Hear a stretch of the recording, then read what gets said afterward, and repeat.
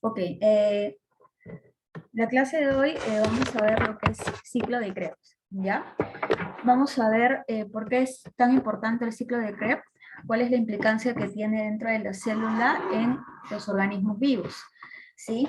¿Se acuerdan ustedes que en la clase pasada habíamos visto una vía importante que se encarga de la degradación de la glucosa, ¿verdad? Que se llama la vía de la glucólisis.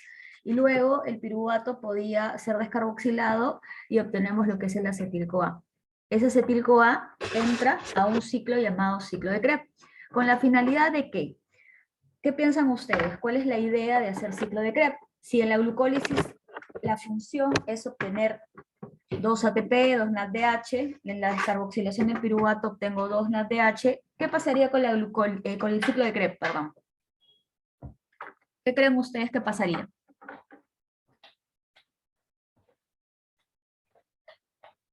A ver, ¿qué me dicen?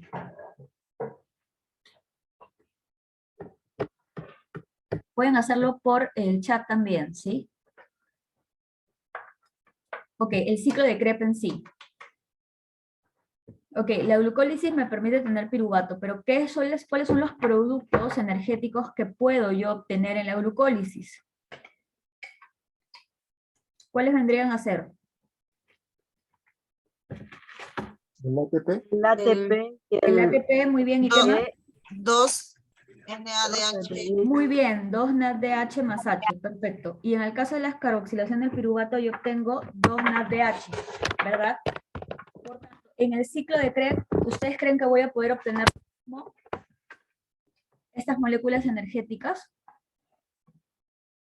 Si ya Sí, no sé. Sí, sí, Miss, porque adentro con el piruvato va a poder, adentro se va a poder formarse el malato para después llegar a obtener el ATP.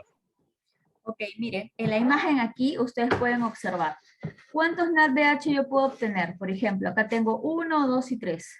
FADH tengo 1 y GTP que tiene el mismo valor del ATP.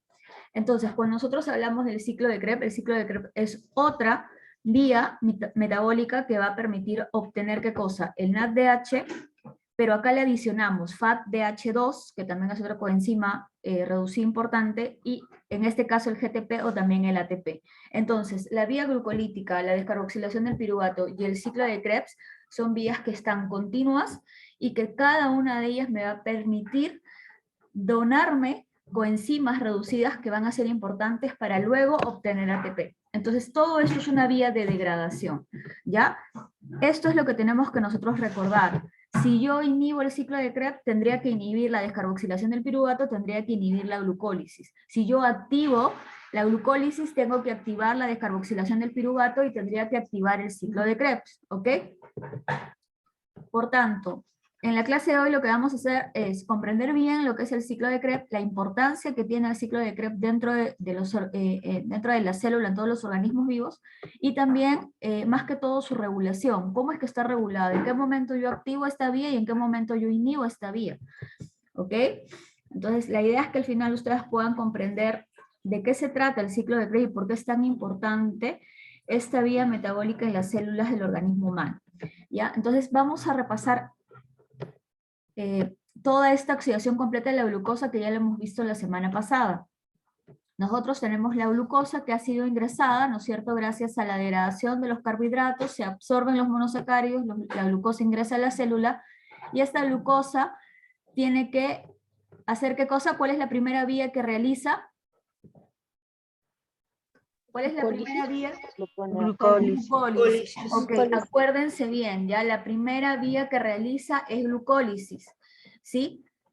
Entonces, yo tengo aquí la glucólisis con la finalidad de poder tener ATP y poder tener NADH, ¿ok? Más H.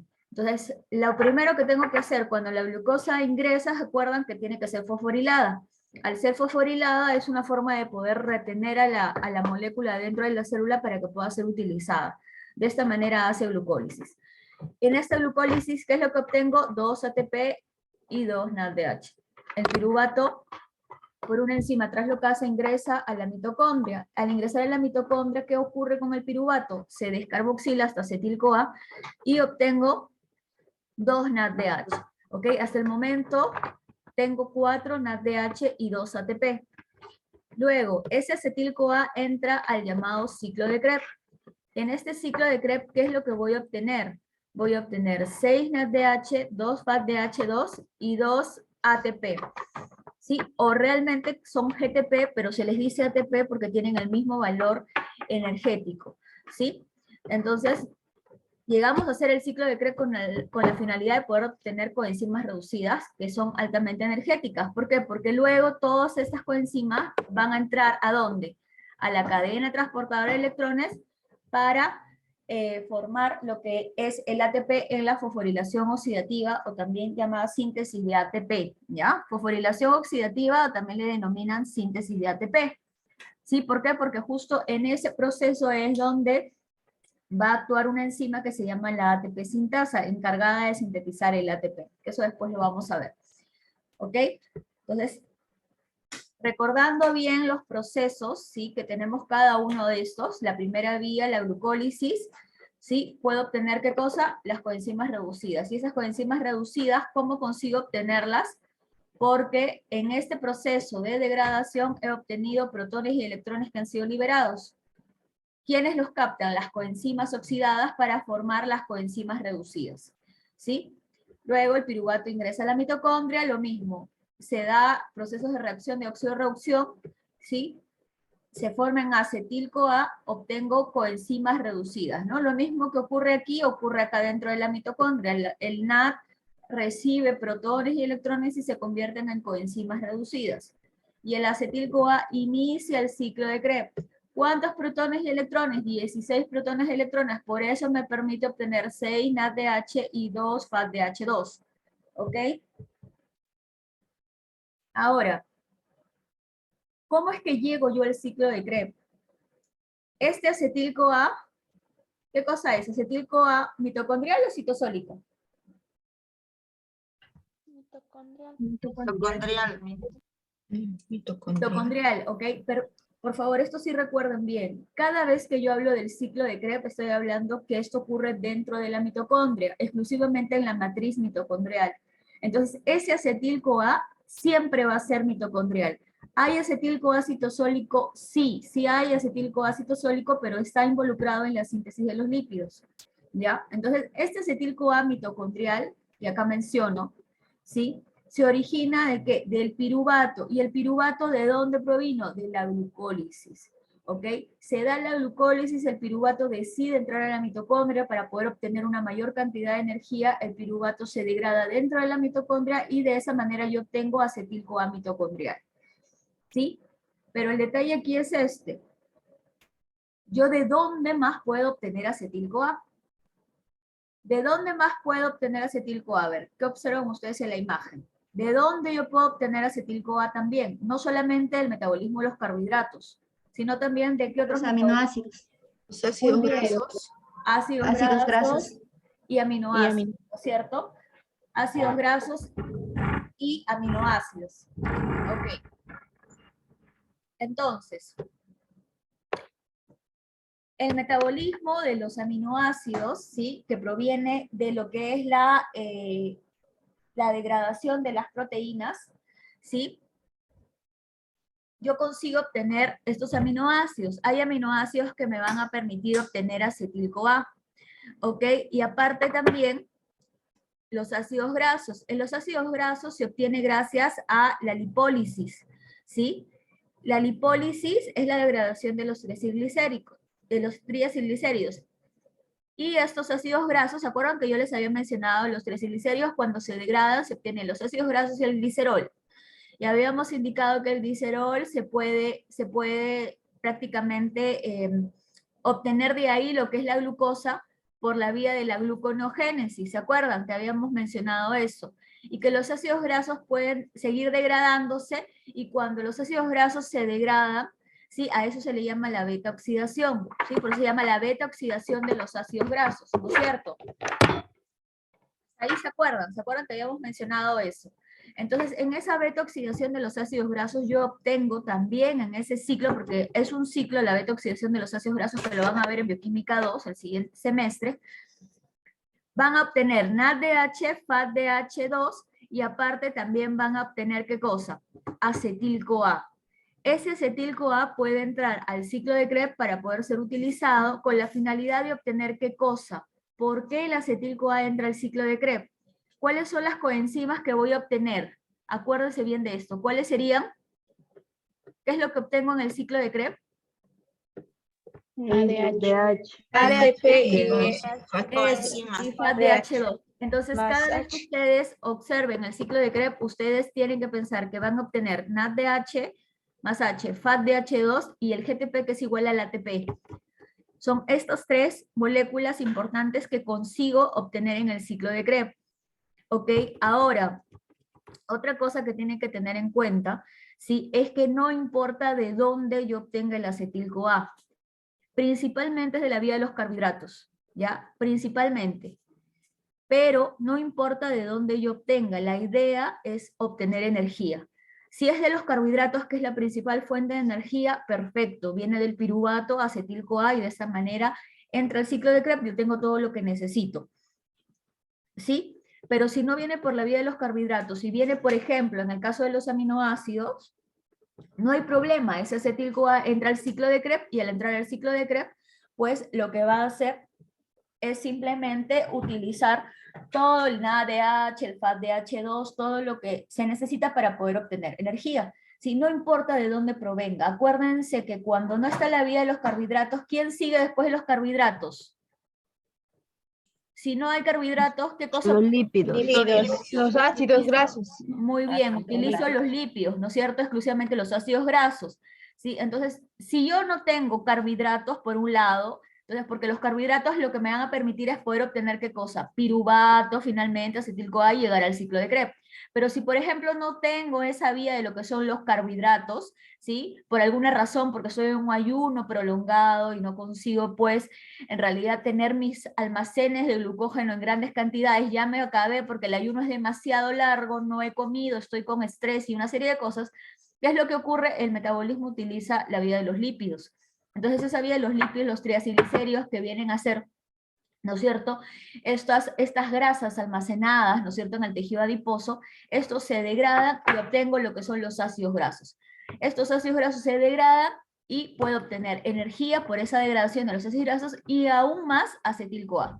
Y ese acetil-CoA, ¿a dónde entra? Al ciclo de Krebs, para tener más energía. Por eso que si nosotros comparamos carbohidratos con lípidos, los lípidos me dan más energía que los carbohidratos. Solamente que es más complicado de degradarlos, por eso que nuestro organismo utiliza principalmente los azúcares, los carbohidratos, y aparte, ¿qué es lo que más comemos? Pues, ¿no? Nos gusta comer mucho azúcar, ¿no? El carbohidrato lo utilizamos todo el tiempo, el arroz, la papa, ¿no es cierto? Los azúcares, ¿no? Para endulzar diferentes tipos de, en este caso, el té, la manzanilla, el café, etcétera, ¿no? Y aparte los postres, las frutas, todo eso obtiene una gran cantidad de carbohidratos. Entonces, es normal que nuestro organismo tenga una mayor cantidad de reserva de carbohidratos y por tanto se le hace mucho más fácil porque los carbohidratos son solubles en agua, acuérdense de eso.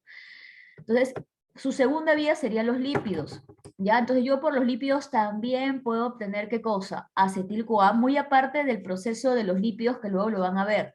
Ya puede obtener acetil-CoA y puede entrar al ciclo de Krebs, que el ciclo de Krebs participa en el metabolismo de los carbohidratos, ¿sí? Entonces ingresa y yo puedo obtener, ¿qué cosa? CEIN-ADH, FADH2 y ATP, ¿ok? Y en el caso de los aminoácidos lo mismo, ¿sí? Por eso es que ustedes también se escucha de que hay ciertos aminoácidos que pueden darte energía, ¿sí? Pero ya estamos hablando de una situación un poco más compleja, ¿no? Cuando ya el organismo no tiene también energía y lo que hace es degradar las proteínas, ¿sí? Para poder obtener. Eso ya es cuando estás en un ayuno pues demasiado prolongado, no tienes carbohidratos, los lípidos no están obviamente participando, entonces ya comienzas a elegir otras moléculas dentro del organismo. ¿Sí? Pero también te pueden dar, ¿sí? También te puede dar de alguna u otra manera energía.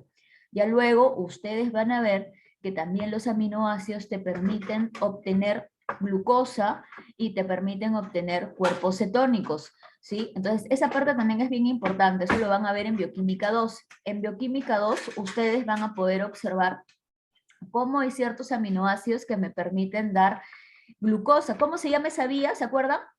Porque les pueden preguntar en bioquímica 2, ¿cómo se llama esa vía que obtienes glucosa a partir de aminoácidos? Gluconeogénesis. Muy bien, eso, muy bien, entonces se les quedó súper claro. Gluconeogénesis, ¿no es cierto? Entonces ahí ustedes van a conocer sobre los aminoácidos glucogénicos, así se llama, aminoácidos que te pueden dar glucosa, y también ustedes van a conocer los aminoácidos cetogénicos que te pueden dar los cuerpos cetónicos, que también habíamos hablado que es otra forma de obtener energía, y también están los aminoácidos glucocetogénicos. Son aminoácidos que te pueden dar tanto glúcidos, glucosa, como cuerpos cetónicos. Y eso lo van a ver en Bioquímica 2. Por eso que se los recalco ahorita, para que ustedes cuando lleguen a Bioquímica 2 y les pregunten, ustedes ya saben, obviamente, qué es lo que está ocurriendo con esos aminoácidos, qué es lo que pueden obtener a partir de ellos. ¿Sí? Entonces no importa de dónde yo obtenga el acetil-CoA, tanto de los carbohidratos, tanto del metabolismo de las proteínas o aminoácidos, o de los lípidos, exclusivamente los ácidos grasos. Lo importante es que yo obtengo esta molécula, el acetil-CoA, ¿sí? Ese acetil-CoA, que es proveniente de cualquier ruta del catabolismo de carbohidratos, aminoácidos o ácidos grasos, ¿qué es lo que va a hacer? Va a ingresar al llamado ciclo de Krebs, con la finalidad de obtener, ¿qué cosa? Coenzimas reducidas. Eso, NADH más H y FADH2, ¿ok? Y aparte, el ATP o GTP, ¿ya?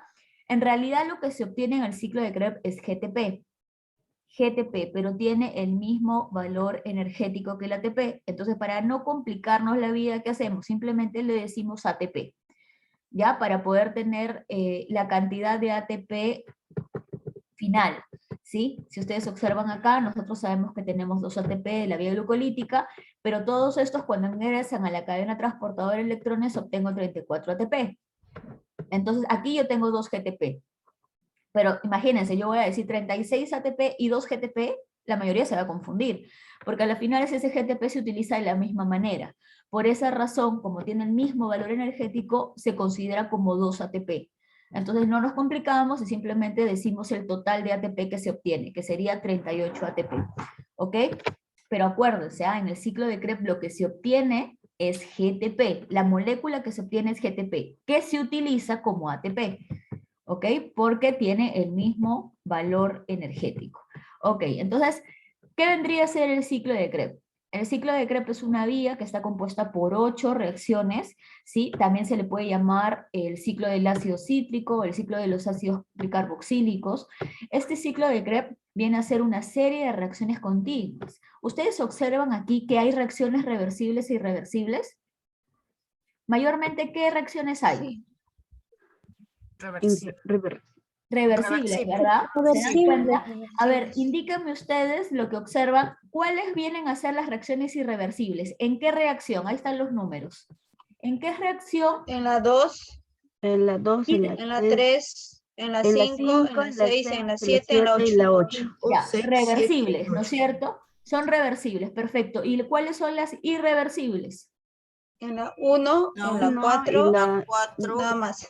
Ya, Solo dos. eso, muy bien. Entonces yo tengo acá 2 reacciones irreversibles y eso es importante recordarlo, ¿ya? Por eso es que quiero que los vayan ya identificando. La reacción 1 y la reacción 4 son reacciones que son irreversibles, ¿ok? Entonces, ¿cuántas reacciones tiene el ciclo de Krebs? 8 reacciones. ¿Cuántas 8. reacciones tiene la glucólisis? 10. Muy 10. bien, acuérdense bien de eso. Glucólisis, 10 reacciones. Descarboxilación del piruvato, 1. Ciclo de Krebs, 8. ¿Sí? 10, 1, 8. Son 8 reacciones que van a darse. ¿En dónde se podría dar el ciclo de Krebs? Solamente en células aerobias, ¿no? Porque el ciclo de Krebs, ¿dónde ocurre? ¿En qué organela? Mitocondria. La mitocondria, Miss. Ok, entonces recordar por favor, la mitocondria, organela necesaria ¿para qué? Para lo que es la respiración celular. Entonces solamente las células aerobias consiguen hacer ¿qué cosa? Ciclo de Krebs. El ciclo de Krebs, ¿en dónde se encuentra? En la matriz mitocondrial. Ok, si ustedes observan, a ver, voy a tratar de acá ver la manera de que vamos a intentar dibujar porque con esto es un poco a veces complicado. Sí, porque acá no hay dibujito, ya listo. Entonces vamos a tener que hacerlo con el lapicito de aquí, ya. Yo tengo aquí la mitocondria, ¿no? Que tiene supuestamente sus crestas. ¿Sí? Vamos a ponerlo de esta manera. Ok, entonces yo tengo esto de aquí. ¿Qué vendría a ser la matriz mitocondrial? ¿Acá o aquí? ¿La parte interna o la parte un poco más externa? La parte interna. Exacto.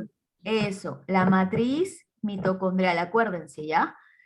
Y es importante recordar esto, el ciclo de Krebs se va a encontrar aquí, ¿sí? Se va a encontrar en estas regiones de aquí, ¿sí? Y es importante recordarlo, ¿por qué? Porque después del ciclo de Krebs nosotros vamos a ver la cadena transportadora de electrones, y la cadena transportadora de electrones se encuentra en la membrana interna de la mitocondria. Van a encontrar las cadenas aquí, en la membrana interna.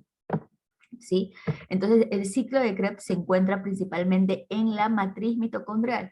Prácticamente es como el lado acuoso dentro de la mitocondria. Así como la célula tiene el citoplasma, ¿no es cierto? Ya, en el caso de la mitocondria, la matriz es eso, el lado acuoso interno, en el cual van a darse muchas de las reacciones químicas, ¿sí?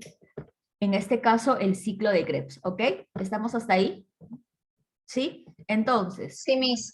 ¿qué es lo que se obtiene en el ciclo de Krebs? A partir solo de un acetil-CoA. Un acetil-CoA. ¿Qué es lo que se obtiene? ¿Qué coenzima se obtiene? El Tres 3 NADH, NADH, un KDH un GTP. y un Dos, un GTP. GTP. Ok. 3 NADH, un FADH2, no se olviden de esto, ¿ya? No se olviden, por favor, de esto. Acá ustedes saben que es NADH más H, ¿sí? Pero este hidrógeno está en el medio, así que a veces ni siquiera se menciona. Principalmente te indican 3 NADH, FADH2, que es importante, y el GTP, ¿ya? Y el GTP. Pero esto se obtiene a partir de ¿cuántas moléculas de acetil-CoA? De una. Una, exactamente. Pero ¿cuántos obtengo realmente? Del piruvato, ¿cuántos me dan realmente? Cada piruvato me da, ¿qué cosa? Un acetil-CoA, ¿verdad? Porque en la glucólisis, ¿cuántos piruvatos he obtenido? Dos. Entonces, cada piruvato obtenido de la glucólisis me va a dar un acetil-CoA. Entonces, cada acetil-CoA me va a dar 3 NADH, un FADH2 y un GTP o ATP. Entonces, en total, ¿cuántos realmente NADH, FADH2 y GTP obtengo de esos dos acetil-CoA? El doble. Exactamente, el doble. 6 NADH, 2 Seis. FADH2, 2 GTP. 2 GTP, ¿ya? Ok, acuérdense bien de eso, ¿sí? Ok, hasta ahí estamos claros. Seguimos. Este de aquí es el ciclo de Krebs, ¿sí? Ahí están todas las reacciones, ¿ok? Todas las reacciones importantes dentro del ciclo de Krebs. Tienen que comenzar a familiarizarse con los nombres. Tengo citrato, isocitrato, alfa-cetoglutarato, succinil-CoA, succinato, fumarato, malato, oxalacetato. Y nuevamente comienzo con el ciclo. Vamos una y otra vez. Le voy a explicar ahorita de forma general qué es lo que ocurre en el ciclo y después les voy a explicar cada una de las reacciones. ¿Ok? Si hay algo que ustedes no comprendan, por favor, tengan en cuenta la pregunta para que cuando lleguemos a la reacción, ya explicarla de forma específica, ustedes ahí puedan preguntar. ¿Ok? Ok, entonces yo tengo aquí el acetil-CoA. Si ese acetil-CoA, ¿cuántos carbonos tiene? Tiene 2 carbonos. ¿Ok? ¿Qué ocurre? Ese acetil-CoA se condensa con el oxalacetato que tiene 4 carbonos. ¿Sí? La enzima se llama citrato sintasa.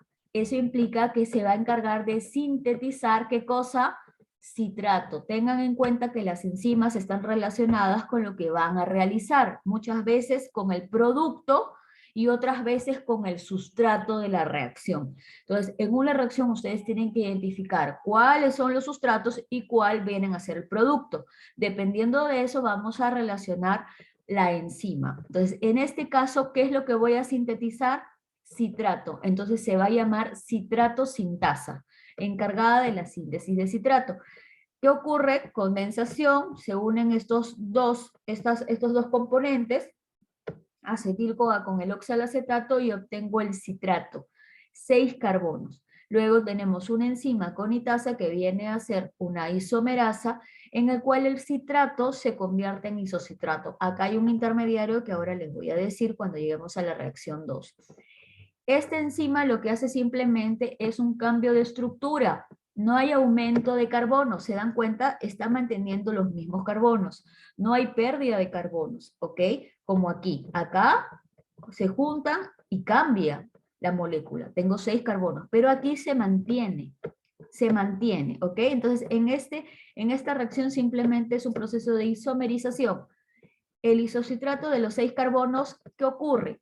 Para volverse alfa-cetoglutarato, que son 5 carbonos, ha tenido que perder, ¿qué cosa? Un carbono, ¿sí? Entonces, esta enzima se llama isocitrato deshidrogenasa. La isocitrato deshidrogenasa está relacionada con reacciones de oxidorreducción. ¿Qué implica eso? Son reacciones que se encargan de la degradación, ¿sí? Oxidación o degradación, y lo que hacen es transferir los protones y los electrones. Esa degradación que se realiza cuando en este caso se libera este CO2, esos protones y electrones que se liberan o se pierden, ¿quién los capta? La coenzima oxidada, que es el NAD. Y de esa manera yo obtengo el NADH más H. ¿Ok? ¿Sí? Pero también, ¿qué cosa tengo? La liberación de ¿qué? Del CO2. Entonces, de isocitrato tengo alfa-cetoglutarato, que serían 5 carbonos. En esta tercera reacción es el primer NADH que obtengo. ¿Sí? El primer NADH que obtengo. ¿Ok? ¿Cómo se llama la enzima? Isocitrato deshidrogenasa. ¿Qué cosa viene a ser isocitrato?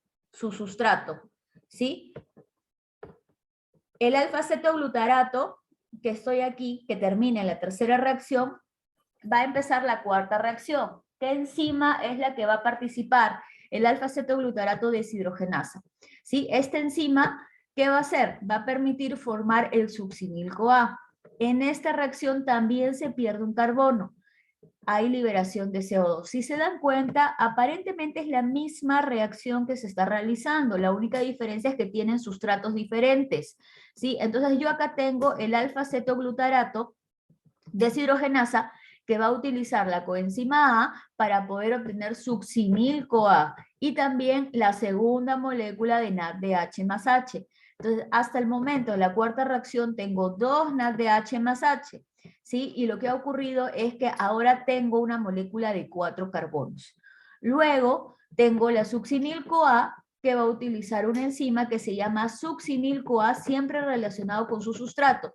Sintetasa. Esta enzima, ¿ya? ¿De qué se va a encargar? De sintetizar, ¿ok? ¿Cuál es la diferencia entre una sintasa y una sintetasa?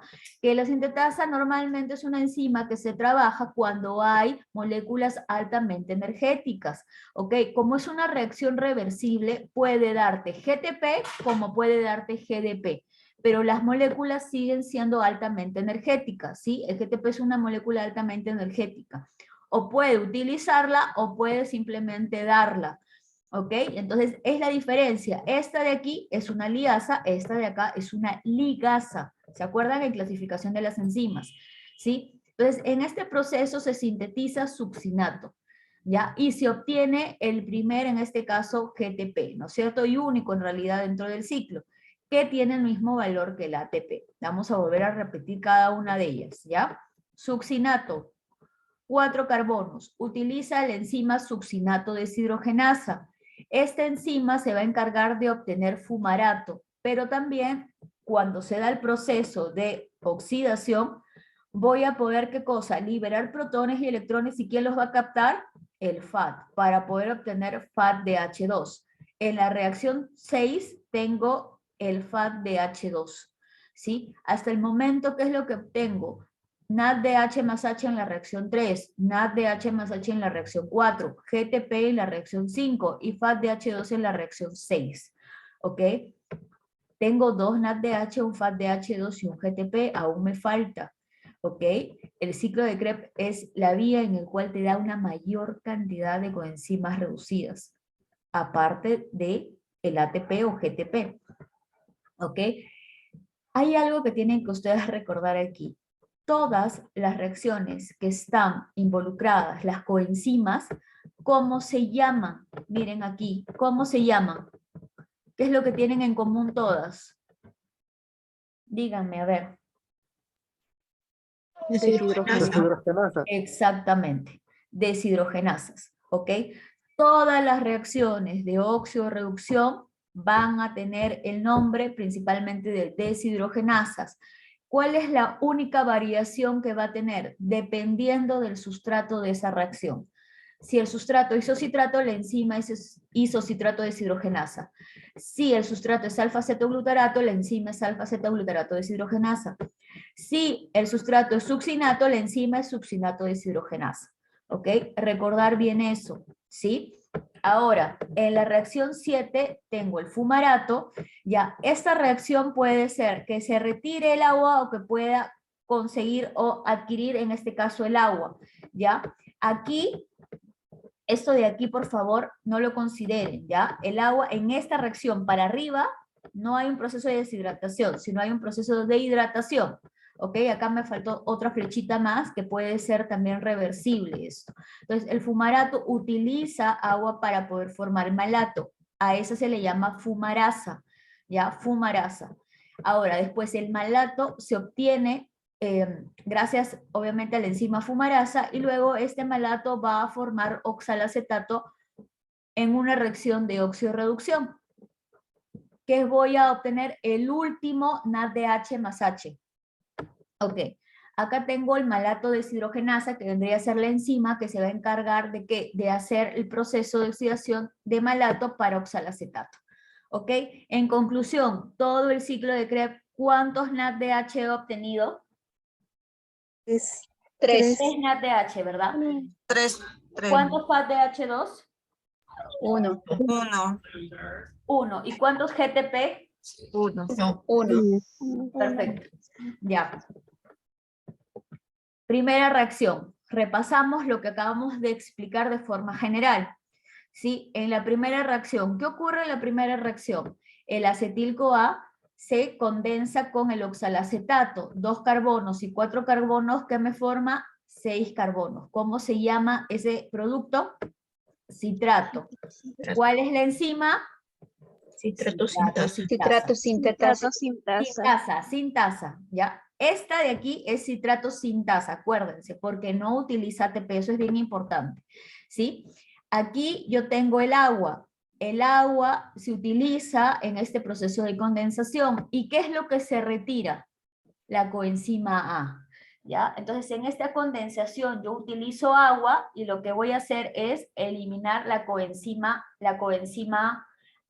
A para poder obtener citrato, ya que vienen a ser una molécula de 6 carbonos. En la siguiente reacción, ¿qué pasa con el citrato? ¿Es isomerizado a qué? A isocitrato. Pero para poder llegar a isocitrato necesita de una formación intermediaria, que viene a ser el cisaconitato. Ya. Entonces, la enzima es aconitasa. Esta conitasa es una isomerasa, ¿no es cierto? Había mencionado que la conitasa viene a ser una isomerasa. ¿Se acuerdan qué cosa hacía la isomerasa? ¿Se acuerdan de la clasificación de las enzimas? ¿Qué cosa hacían las isomerasas? ¿Formaba las isoenzimas? No, isoenzimas es otra cosa. Las isoenzimas eran enzimas que podían tener la misma función, pero que habían regiones que podían haber sido modificadas, pero que no eran críticas para su función. ¿Qué cosa hacían las isomerasas? ¿No se acuerdan de que las isomerasas estaban relacionadas con los cambios de la estructura, como los transforma? ¿Sí? No pierde, no gana, simplemente cambia su estructura, ¿ya? Cambia su estructura. Eso es lo que hace la conitasa, ¿ya? La conitasa trabaja en este intermediario también, es decir, el citrato se convierte en cisaconitato y ese cisaconitato se convierte en isocitrato. ¿Ok? ¿Hasta ahí estamos? ¿Sí? Repita, Miss, por favor. Ya. El citrato utiliza la conitasa para formar un compuesto intermediario que está acá en el medio. Se le llama cisaconitato. Entonces, citrato se convierte en cisaconitato y ese cisaconitato se convierte en isocitrato, ¿sí? Los procesos para llegar a isocitrato son procesos de isomerización, nada más. Cambio de estructura, ¿sí? Cambia su estructura, pero no pierde carbonos. Se mantienen los carbonos, ¿ok?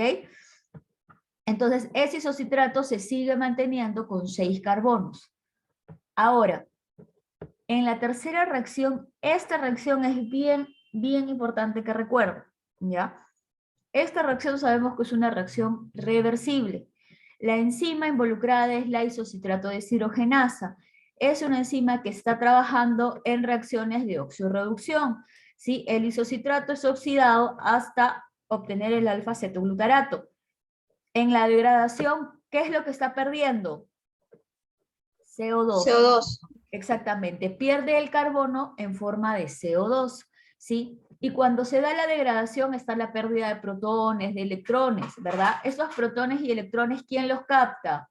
El NADH, ¿sí? El NADH, en este caso el NAD, perdón, la forma oxidada, el NAD, para poder obtener, ¿qué cosa? NADH, ¿ya? Entonces, la forma oxidada siempre va a estar en el medio, ¿sí? Permitiendo, ¿qué cosa? Adquirir estos protones y estos electrones para poder formar las coenzimas reducidas, ¿sí? Entonces, el NAD está presente en esta reacción. Se da la oxidación del isocitrato, recibe el NAD los protones y los electrones y convierte, ¿en qué? En NADH más H. Se convierte en NADH más H, hay la liberación del CO2, perdió un carbono, llega a tener 5 carbonos. Y a este se le llama alfa-cetoglutarato.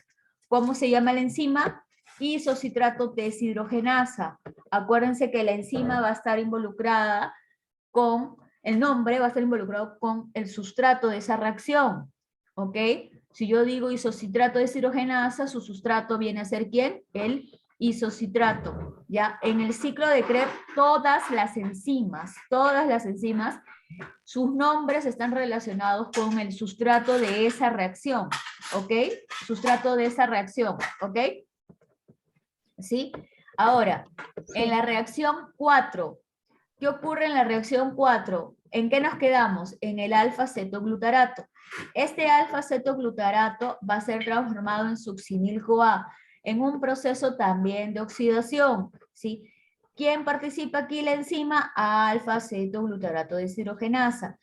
En este caso, ingresa la coenzima A, que en su momento la liberó, ingresa, aparte, el proceso de oxidación, se liberan protones y electrones, ¿y quién los va a captar? La forma oxidada. La forma oxidada, que es el NAD, va a permitir obtener el NADH más H, ¿no es cierto? Y también, ¿qué ocurre? Lo mismo que ocurrió en la tercera reacción, descarboxilación, pérdida de CO2, ¿sí? Por tanto, si tenía 5 carbonos, ahora obtengo 4 carbonos, ¿sí? Dense cuenta de algo. En la primera reacción prácticamente es una reacción de sumatoria. Tengo 6 carbonos. En el segundo se mantiene. Y tercero y cuarto lo que haces es reducir un carbono hasta llegar a 4 nuevamente. De ahí, todas las que vienen se mantienen siempre en 4 carbonos. O sea, ya no se pierde carbonos. Solamente se ha perdido carbonos ¿en qué reacciones? En la 3 y en la 4. ¿Ya? En la 3 y en la 4 hay procesos de descarboxilación que permite la liberación de CO2. ¿Ya? Recuerden bien eso para que puedan ustedes darse cuenta de la molécula y los carbonos que presenta cada una. Isocitrato 6 carbonos, alfa-cetoglutarato 5 carbonos y succinil-CoA 4 carbonos. ¿Ok? Hasta el momento, ¿cuántos NADH he obtenido? 2. 2. ¿Sí? ¿Estamos hasta ahí? Ok. Entonces, succinil-CoA. Llegamos aquí. Succinil-CoA. Succinil-CoA va a utilizar ahora sí la enzima succinil-CoA, igualito que el sustrato, sintetasa.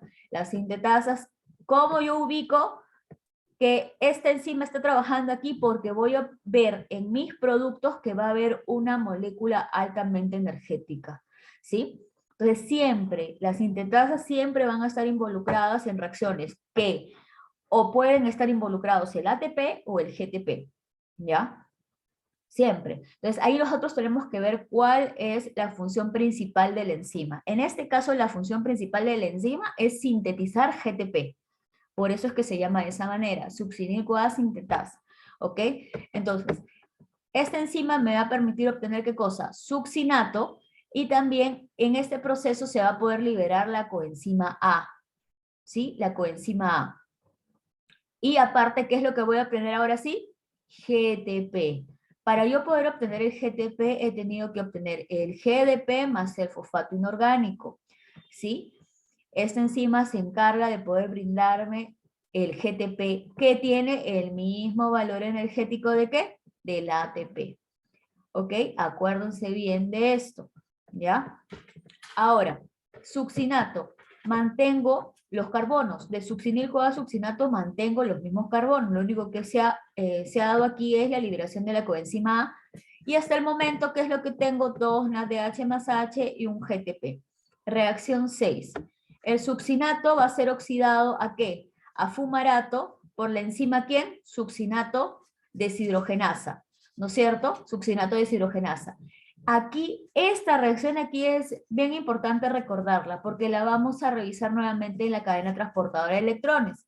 ¿Y por qué? Porque el succinato es la única enzima que se encuentra en la membrana interna de la mitocondria. Todas las demás enzimas, ¿dónde se encuentran? En la matriz mitocondrial, ¿ya? En la matriz mitocondrial. ¿Ok? Entonces, este succinato deshidrogenasa es la enzima que permite formar fumarato a partir de succinato. Igual, en el proceso de oxidación de succinato a fumarato, el FAT recibe los protones y los electrones y se convierte en FATDH2. FATDH2. ¿Ok? Ahora, este succinato deshidrogenasa es la enzima que se va a encontrar, ¿en dónde? En la membrana interna de la mitocondria. Por tanto, esta reacción de aquí va a estar conectada directamente con la cadena transportadora de electrones. ¿Sí? Cuando nosotros veamos la parte de la cadena transportadora de electrones, nosotros vamos a hablar de ciertos complejos proteicos. Dentro de esos complejos hay un complejo que es el complejo 2. En ese complejo 2, nosotros vamos a ver que la succinato deshidrogenasa ya está trabajando rápidamente. O sea, ustedes ven el ciclo de Krebs que va formando, pero este FATDH2 ya está en el complejo 2 ya. Mientras que se hace el ciclo de Krebs, este FATDH2 ya está siendo utilizado en la cadena transportadora de electrones. ¿Por qué? Porque esta enzima está en la membrana interna de la mitocondria, ¿ya? Por eso que es bien importante recordar esta enzima, porque es la única enzima que está prácticamente en la cadena transportadora de electrones, mientras que también se está haciendo el ciclo de Krebs. O sea, está en los dos, ¿sí? O sea, está trabajando al mismo tiempo. Hace ciclo de Krebs, pero a la vez ya está transfiriendo el FATDH2 en la cadena transportadora de electrones, ¿sí? ¿Por qué? Porque es la única enzima que se encuentra en la membrana interna de la mitocondria. ¿Ok?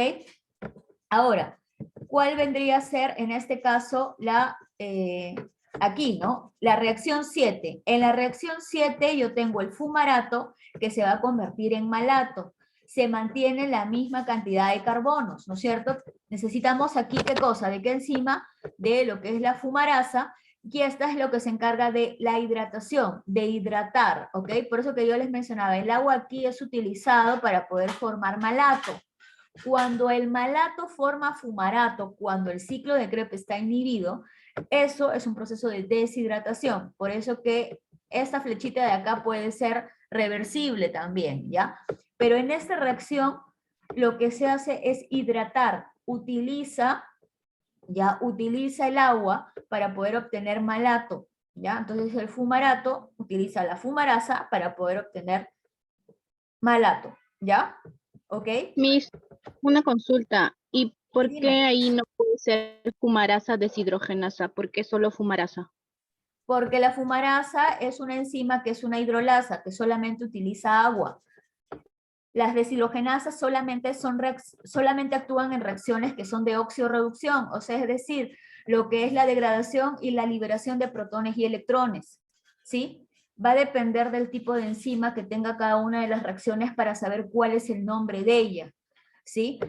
¿Por qué se llama citrato sintasa? Porque sintetizas citrato, pero no utilizas una molécula altamente energética. ¿Por qué se llama sintetasa? Porque a pesar que sintetizas, utilizas, ¿no? O se obtiene una molécula altamente energética. ¿Por qué se llaman deshidrogenasas? Porque son enzimas que están involucradas con reacciones de óxido-reducción, pérdida de protones y electrones, que luego coenzimas oxidadas van a obtener para formar coenzimas reducidas. La conitasa, ¿por qué viene a ser una isomerasa? Porque simplemente se encarga del cambio de la estructura. Y la fumarasa es una hidrolasa porque está relacionada con en este caso, con la utilización del agua para poder tener el producto, ¿sí? Por eso es importante ustedes reconocer a las enzimas, ¿sí? Las enzimas, reconociendo ustedes la clasificación de las enzimas que ya lo hemos dado en la primera parte del curso, ¿sí? Donde hemos hablado reacciones de oxidorreducción, ¿no es cierto? Es decir, oxidorreductasas, isomerasas, hidrolasas, liasas, ligasas, ¿ok? Todo eso lo hemos visto y todas esas clasificaciones de las enzimas van a tener diferentes tipos de enzimas, pues no, que van a hacer la misma función.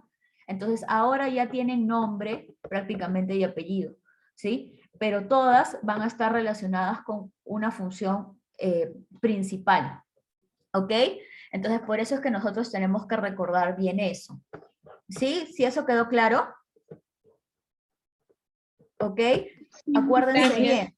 ¿Sí? Acuérdense bien. Entonces, prácticamente en este ciclo yo estoy teniendo enzimas liasas, ligasas, hidrolasas, oxidorreductasas, isomerasas. Entonces, todas estas enzimas, que ya lo hemos visto en la clasificación de enzimas, pues ahora los vemos, ¿no? Ejemplos, ¿no? Estos son ejemplos, ¿no es cierto?, de esas enzimas. Y también sabemos que, si se dan cuenta, las reacciones ya se dan, están principalmente, a ver, acá quiero quiero tenerlo bien claro. A ver, en esta reacción de aquí, las deshidrogenasas tienen función de oxidorreducción, es decir, que se dé la oxidación o la degradación de la molécula para obtener protones y electrones.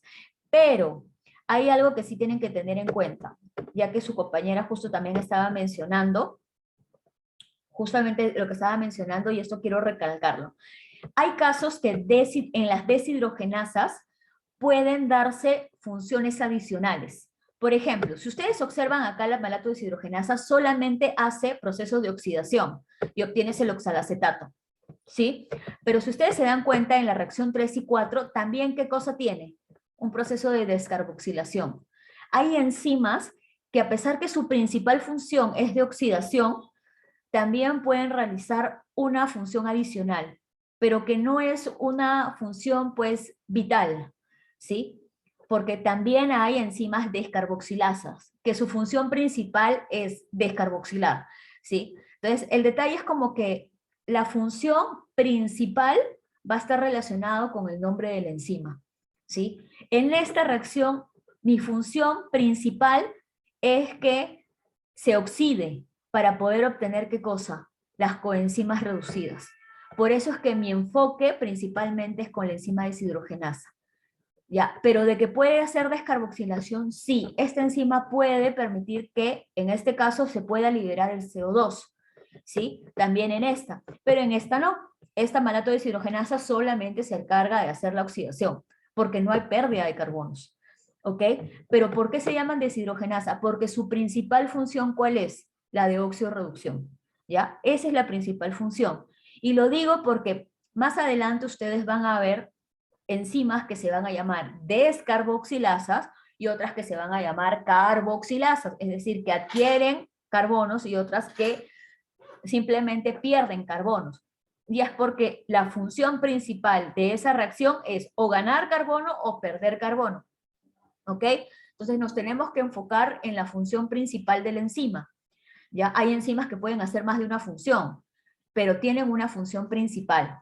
¿Ya? Eso sí tenemos que tenerlo bien claro. Gracias también por preguntar a la compañera para que eso quede claro, porque a veces se confunden, ¿ya? A veces se confunden y dicen, todas, no solamente van a ser, no todas las deshidrogenasas van a ser oxio-reducción, no, también hay enzimas que pueden tener una función adicional. Hay algunas que también hasta se encargan de la parte de fosforilar, ¿ya? Y no es que esté mal, sino es que su principal función simplemente es de oxio-reducción. Pueden obtener una función adicional, sí, lo pueden tener, pero su nombre se le denomina así porque su principal función es poder brindar coenzimas reducidas gracias al proceso de oxidación, ¿ya? ¿Estamos?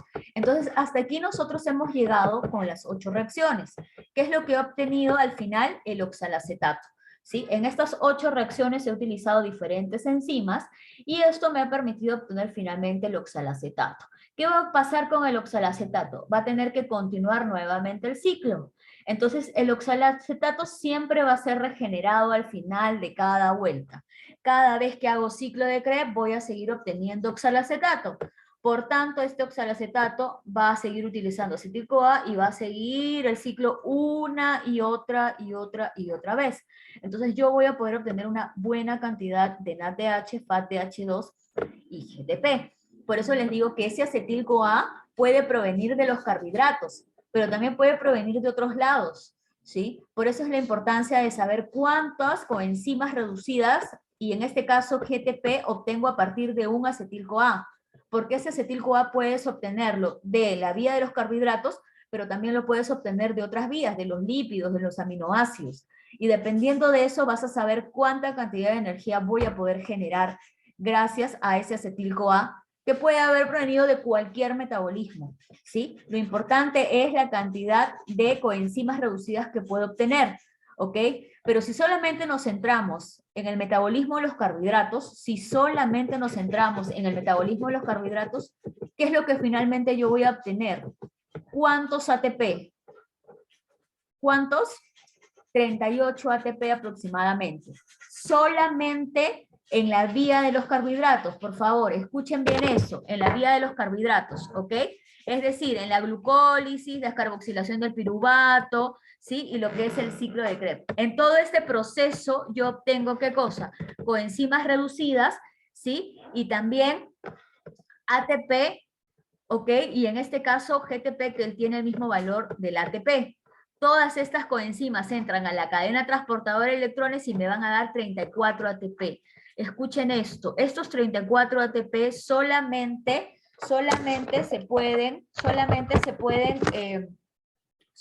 se pueden obtener, ¿sí? En lo que es el metabolismo de los carbohidratos, ¿ok? Solo en los carbohidratos, ¿ok? ¿Qué pasa en el caso de los lípidos, en los aminoácidos? Ahí es otra cosa. ¿Por qué? Porque no van a hacer glucólisis, no van a hacer descarboxilación del piruvato. La cantidad de ATP va a ser diferente, ¿ok? Cuando ustedes lleven metabolismo de los lípidos, ¿sí? Ustedes van a ver cuántos ATPs más o menos van a obtener a partir de la degradación de ellos, y que ese acetil-CoA va a ingresar al ciclo de Krebs y vas a obtener también una cantidad de ATP dentro del ciclo de Krebs, pero ese acetil-CoA provino de otro metabolismo, ¿ok? Entonces no se vayan a confundir. Es importante saber que en este proceso ustedes van a obtener aproximadamente 38 ATP, pero cuando ustedes vean el metabolismo de lo que son las proteínas y los lípidos, ustedes tienen que tener en cuenta cómo es el proceso de degradación y cuánto ATP realmente van a poder obtener. En el caso de los lípidos, que es su función también es energética o de reserva, ¿ya? Entonces hay que recordar bien eso. Ahora, ¿van a repasar nuevamente el ciclo de Krebs cuando lleven en lípidos? No, ya no lo van a volver a ver, ¿ok? Por eso es que es importante que recuerden esto ahora, porque esto implica que ya lo vieron en bioquímica 1, no en bioquímica 2. ¿Sí? Entonces en bioquímica 2 simplemente te van a decir, el acetil-CoA, ¿a dónde ingresó? Al ciclo de Krebs. Entonces, si entró al ciclo de Krebs, ustedes ya saben cuánto es lo que obtiene. 3 NADH, un FADH2 y un GTP. ¿Ok? Entonces, ahí ustedes ya no necesitan decirle, profesor, no recuerdo, vuelve a repetir, no, porque esto lo han visto en bioquímica 1. Así que, por favor, repasen bien y revisen bien esto. Terminen bioquímica 1, no, en verdad, boten ni eliminen nada de lo que sea bioquímica 1, porque lo van a necesitar para bioquímica 2 y también para otros cursos. Porque cuando comiencen a ver lo que es mecanismo de acción de los fármacos, muchos de estos van a actuar en las vías metabólicas. Y ahí ustedes tienen que recordar en cuál vía. Y van a tener que repasar de nuevo. ¿Sí? Entonces, por favor, esto es bien importante. Ya, ahora lo que vamos a ver es regulación. ¿Cómo es que el ciclo de Krebs es regulado? ¿Qué ustedes piensan? ¿Por qué el ciclo de Krebs puede ser regulado? ¿Cuál es la idea de regular el ciclo de Krebs? A ver, ¿quién me dice?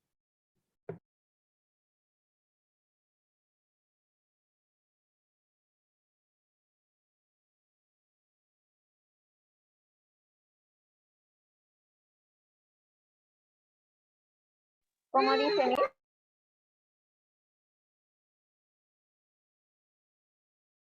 ¿Qué es lo que hacen? A ver, ¿por qué sería importante regular el ciclo de Krebs?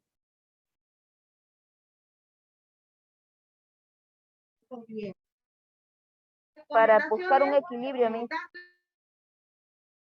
Eso, para buscar un equilibrio, ¿no? ¿De qué manera? Es decir, yo siempre voy a tener que estar degradando, o sea, yo siempre voy a tener que estar degradando el acetil-CoA y formar NADH, y FATH2 y GTP. No, O sea, Miss, siempre- cuando lo necesitas. Exactamente, solamente cuando se necesite, ¿verdad? El detalle es este, o sea, solamente yo hago la vía de degradación cuando necesito ¿qué cosa? Cuando yo hago todos estos procesos de degradación, cuando la célula necesita ¿qué Cuando cosa? necesita ATP. Exactamente. Cuando necesita ATP. Cuando ya en la célula hay grandes cantidades de ATP, ¿qué implica? ¿Voy a necesitar todas estas vías? No. No, ya no. Entonces, ¿qué es lo que va a ocurrir? Esas vías tienen que ser inhibidas. Cuando yo tengo grandes cantidades de ATP dentro de la célula te dice, oye, ya tienes todo este ATP, ya no necesitas más. Entonces hay que inhibir las vías que te están dando más ATP, porque ahora ya no es momento de degradar, ahora es momento de ¿qué? De utilizar ese ATP ¿para qué? Para sintetizar nuevas moléculas, ¿sí? Entonces, esos intermediarios del ciclo de Krebs, como el oxalacetato, el alfa-cetoglutarato, ¿sí? Que ustedes han podido observar aquí en el ciclo, ¿ya? Todos estos intermediarios van a partir a otros metabolismos cuando el ciclo de Krebs está inhibido, ¿sí? Entonces, cuando ustedes digan, la vía de degradación de los carbohidratos está activada, entonces todo va a ocurrir, glucólisis, descarboxilación del piruvato, ciclo de Krebs. Pero cuando tú en la célula comienza a haber una gran cantidad de ATP, automáticamente la célula va a decir, oye, ya no se necesita hacer la vía de degradación, o sea, ya para qué voy a seguir haciendo lo que son la degradación de la glucosa completa si ya no necesito ATP. Entonces, ¿qué es lo que voy a hacer? Lo que voy a hacer es inhibir todas las vías. No solamente voy a inhibir el ciclo de Krebs, tengo que inhibir todas las vías, porque acuérdense que la vía de la degradación es una con otra.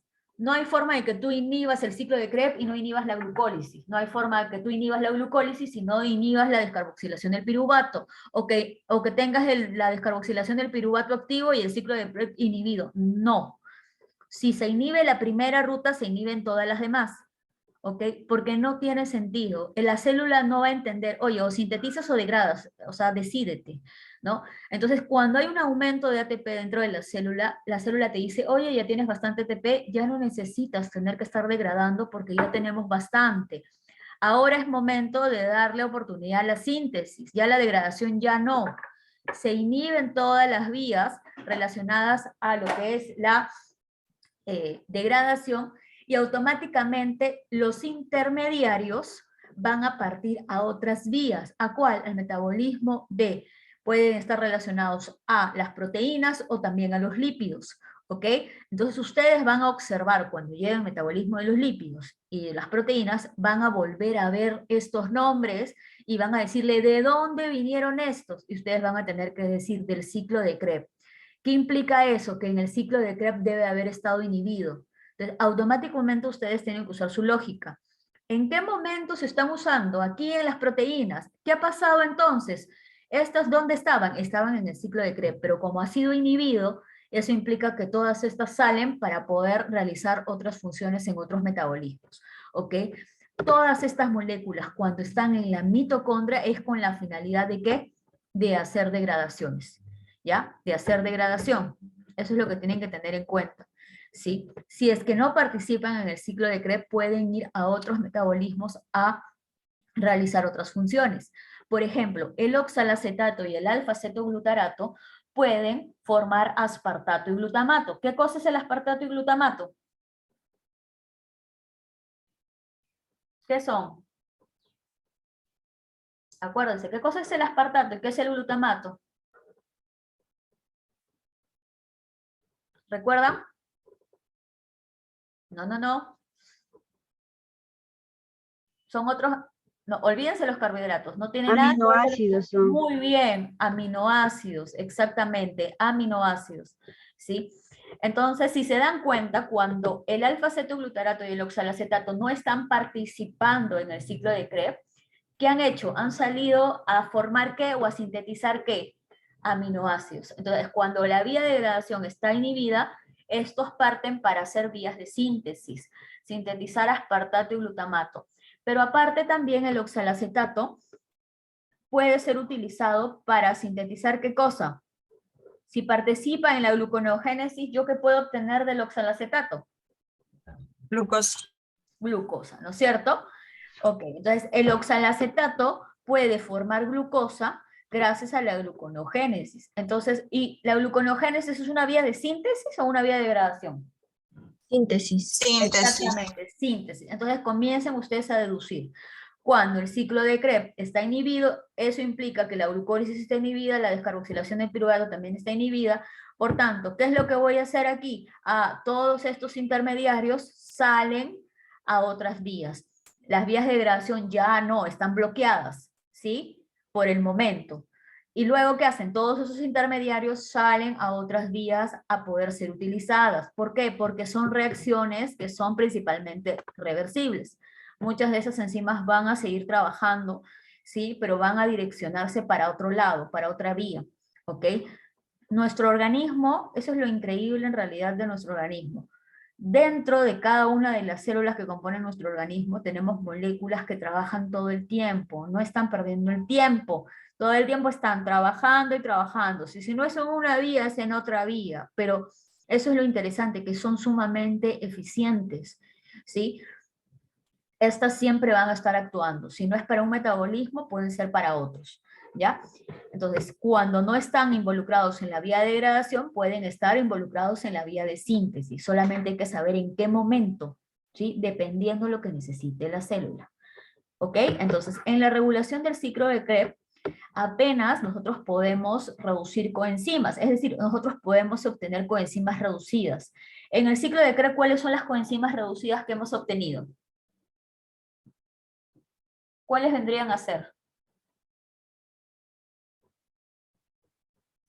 El NADH. El NADH, ¿qué más? El GTP.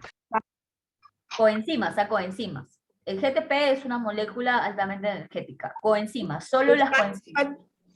El NADH2. Y FATDH2, no se olviden del 2, por favor. Si me ponen FATDH está mala. FATDH2. A ver, corrigen eso. Si no se olviden. NADH sí, solo. FATDH2. ¿Ya? Esas son coenzimas reducidas, ¿ok? Entonces, en el ciclo de Krebs yo obtengo esas coenzimas reducidas. La pregunta es esta. ¿Cómo es que yo obtengo NAT y FAT solo? Porque para yo obtener coenzimas reducidas, yo necesito de una coenzima oxidada. Si no, ¿a quién le doy los protones y los electrones? Yo necesito las formas oxidadas.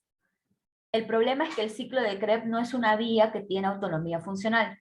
Es decir, el ciclo de Krebs no te va a reoxidar, porque no tendría sentido para el ciclo de Krebs formarte coenzimas reducidas y nuevamente volver a regresar a la forma oxidada.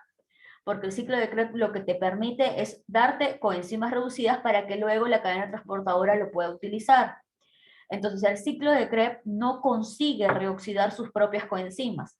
Lo que necesita es a la cadena transportadora de electrones. Entonces, se asocia de alguna u otra manera a la cadena transportadora de electrones para poder mantenerse activa.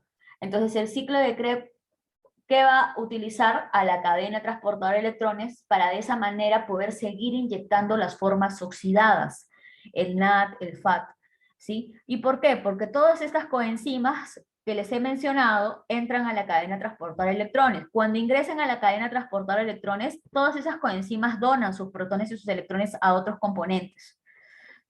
Y al donarlos, simplemente los pierden. Y al perderlos, regresan nuevamente a su forma original, que era la forma oxidada. Y esta forma oxidada, pues, está en la matriz. Y por tanto, lo siguen utilizando el ciclo de Krebs. De esa manera yo sigo reinyectando más coenzimas reducidas. ¿Ok? El ciclo de Krebs no consigue reoxidar las coenzimas. ¿De quién necesita? De la cadena transportadora de electrones. ¿Ya? Si no estuviera la cadena transportadora de electrones, no consigo darle más formas reducidas al ciclo de Krebs. ¿Ok? ¿Estamos? Ahora vamos a hablar sobre cuáles son los 5 puntos de regulación del ciclo de Krebs. 5 puntos de regulación. Ok. El primer punto de regulación, ¿cuál vendría a ser? A ver, ya habíamos dicho que en el ciclo de Krebs vamos a iniciar con la reacción de que el oxalacetato se condensa con el acetil-CoA con la enzima citrato sintasa y forma citrato. Esa es la primera reacción.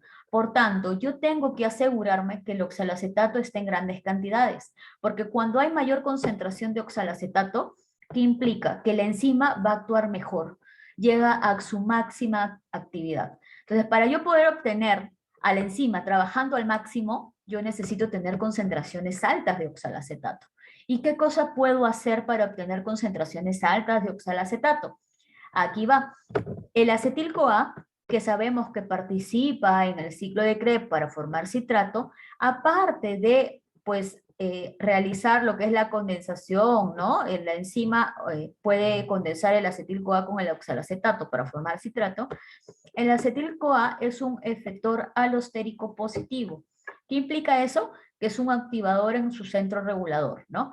Entonces, el acetil-CoA, ¿qué hace? Activa ¿a quién? A la piruvato carboxilasa, ¿sí? Esta enzima piruvato carboxilasa, ¿qué hace? Que el piruvato se convierta ¿en qué? En oxalacetato. ¿Qué creen que ha ocurrido?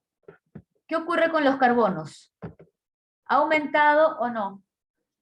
Sí, Miss, aumentó. Sí, Miss. Ha aumentado, ¿no es cierto? ¿Por qué? Porque la enzima es carboxilasa. ¿Se acuerdan que les digo cada vez que hablamos de carboxilasa, aumento de carbonos? Descarboxilasa, pérdida de carbonos. ¿Sí? Entonces, aquí el sustrato es piruvato. Entonces, en esta reacción es piruvato carboxilasa, el piruvato forma oxalacetato. Entonces, si se dan cuenta, el piruvato forma acetil-CoA. Eso es algo que ya sabemos por la piruvato deshidrogenasa. Se encarga de formar acetil-CoA para que inicie el ciclo de Krebs.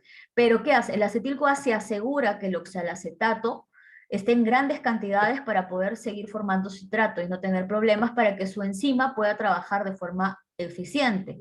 Entonces el acetil-CoA lo que hace es activar a la piruvato carboxilasa y de esa manera me aseguro a tener mayores cantidades de oxalacetato. No solamente el oxalacetato que obtengo en el ciclo, sino que voy a obtener el oxalacetato gracias al piruvato. ¿Estamos aquí? Entonces el acetil-CoA, ¿qué hace? Activa la piruvato carboxilasa para que los piruvatos se pueda formar ¿en qué? En oxalacetato. Y de esta manera voy a tener mayor cantidad de oxalacetato. De esa manera la enzima va a tener su máxima actividad. ¿Ok? ¿Sí?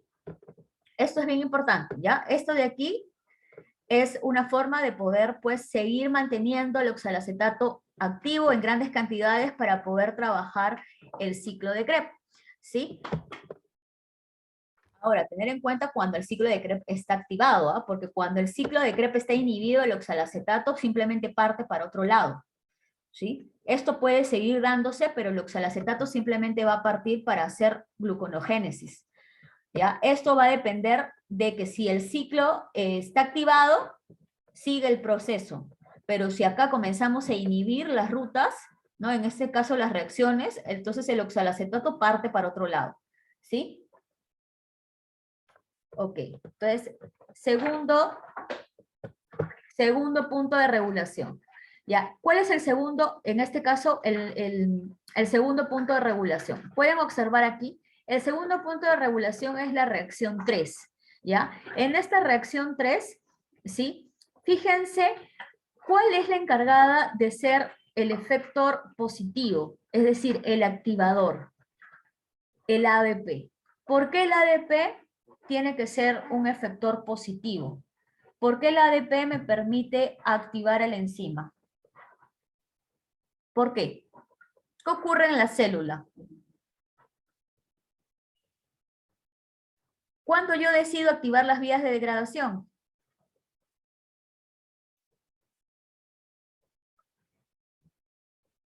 A ver, chicos, piensen. ¿Por qué? ¿Cuándo yo comienzo a activar las vías de degradación? Cuando hay requerimiento de energía. Exactamente, cuando hay requerimiento de energía, cuando me falta ATP. Por tanto, si me falta ATP, ¿qué voy a tener en grandes cantidades? ¿Qué es lo que a la célula, cuando ve esa molécula, dice, uy, no, sí le está faltando ATP? ¿Qué ha pasado dentro de la célula? ¿Qué molécula tengo en mayor cantidad? Y está bien que me han dicho, falta ATP, ok, falta ATP, pero en moléculas, ¿cómo yo me doy cuenta que a la célula le está faltando ATP? Cuando hay concentraciones elevadas de ¿qué otra molécula? ADP, Muy bien, ADP y ¿qué más? NAT. No. ADP y ¿qué más? ¿Cuál es la AT. otra forma? ¿Qué pasa si yo al ADP le GTP. quito? ¿Qué pasa si el ADP, qué pasa si al ADP le quito un grupo fosfato? ¿En qué se convierte? Si al adenosin difosfato le quito un grupo fosfato, ¿qué me queda? Adenosín fosfato. AMP. Adenosin. Eso, adenosin monofosfato. Entonces, cuando me falte el ATP, en la célula va a haber ¿qué cosa? Más cantidad de ¿qué? De AMP y ADP. ¿Estamos hasta ahí? Entonces, si la célula tiene ADP y AMP, eso implica que yo tengo que activar las vías. En ese momento, esas vías deben de estar inhibidas. ¿Por qué? Porque simplemente ha habido gran cantidad de ATP y ese ATP, ¿qué ha pasado? Ha comenzado a ser utilizado, ¿sí? Entonces, el ATP, ustedes tienen grandes cantidades de ATP y el ATP cuando comienza a utilizarse, ¿qué ocurre? Comienza a perder fosfatos y la cantidad de ATP comienza a disminuir, ¿no? Entonces, en una célula tú vas a tener, pues, prácticamente una disminución del ATP, ¿sí? Entonces, si ustedes, por ejemplo, vamos a ponerlo acá, si ustedes tienen ATP en grandes cantidades en la célula, esto se da cuando ustedes activan las vías de degradación. Ustedes tienen grandes cantidades, ¿verdad? Pero cuando ustedes utilizan ese ATP, ¿qué va a pasar luego? Ese ATP, ¿qué va a pasar? Va a disminuir, ¿no es cierto? Y cuando disminuye, ¿no es cierto? Ustedes van a tener concentraciones muy bajas de ATP, falta de ATP, ¿ok? Pero ¿qué va a pasar con las otras moléculas? El AMP y el ADP. ¿Qué ha pasado con el ADP y el AMP? ¿Aumentan? Exactamente, aumentan, ¿sí? Aumentan. Entonces, yo voy a tener AMP y ADP, voy a tener en mayor cantidad. ¿Por qué? Porque ya utilicé ese ATP para diferentes funciones, ¿sí? Acá está el AMP y el ADP. Esto voy a tenerlo en mayor cantidad, ¿sí? Voy a tenerlo en mayor cantidad. Entonces, en una célula, cuando yo tengo grandes cantidades de ATP, es porque todas las vías de degradación han sido activadas, ¿sí? Han sido activadas, ¿ok?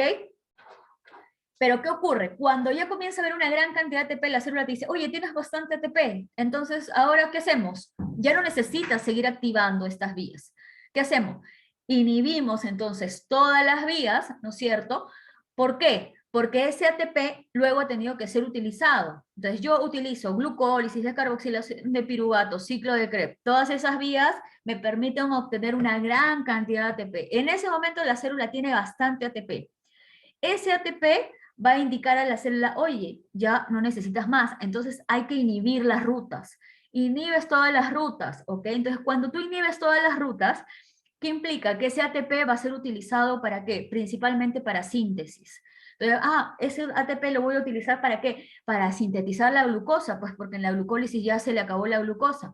Voy a comenzar a sintetizar ¿qué cosa? Lípidos. ¿sí? Voy a comenzar de repente a sintetizar aminoácidos. Entonces hay que comenzar a utilizar ese ATP para comenzar a sintetizar moléculas. Cuando yo sintetizo, ese ATP se utiliza y al utilizarse se va desgastando, se va acabando.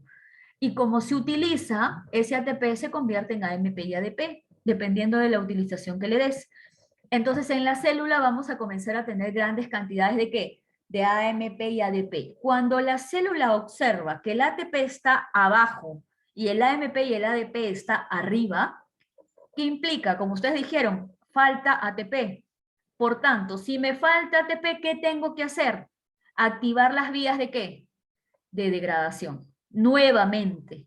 ¿Ok? Nuevamente tengo que volver a activar la vía glucolítica, la descarboxilación del piruvato y el ciclo de Krebs. ¿Por qué? Porque me falta energía. ¿Ok?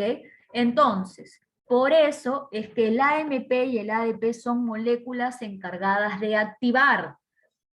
Como en la célula hay grandes cantidades, estas moléculas son como que las que despiertan y dicen, oye, glucólisis, oye, ciclo de Krebs, tienes que activarte porque ya estamos sin ATP ya. Mira, todo lo que nos rodea es AMP, ADP, ya utilizamos el ATP, ya no tenemos más. ¿Ok? Por tanto, el AMP es un activador ¿de qué vía? Si recuerdan, a ver, el AMP es un activador ¿de qué vía? Vamos, lo hemos visto antes. ¿De qué vía es activador el AMP? Revisen su clase anterior. ¿De qué cosa viene a ser el AMP activador? Porque aquí el ADP es activador de la isocitrato deshidrogenasa. El ADP se encarga de activarme esta vía. Si el ciclo de Krebs está inhibido, el ADP se encarga de activarme nuevamente esta enzima para yo poder continuar con el ciclo de Krebs. Ya, pero si yo ya activé el ciclo de Krebs, también tengo que activar ¿qué otra más? ¿Qué otras vías más? La vía glucolítica. Eso, la vía glucolítica. Entonces el AMP, ¿en dónde activa? ¿Qué enzima activa en la vía glucolítica?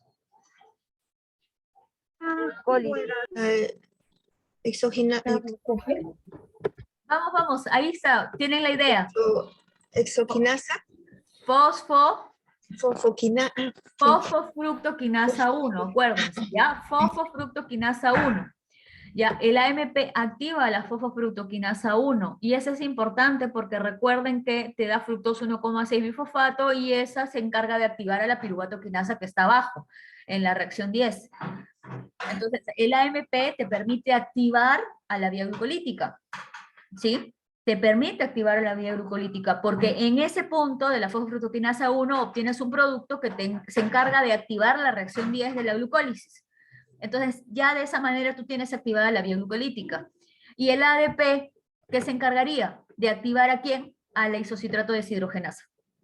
Me activa la isocitrato deshidrogenasa y nuevamente empieza el ciclo, ¿sí? Y no tiene ningún problema ahí, ¿ok? Entonces ya las vías contrarias, el metabolismo de tanto los aminoácidos o los lípidos también van a ser inhibidos y después todos regresan nuevamente al ciclo de Krebs, ¿ok?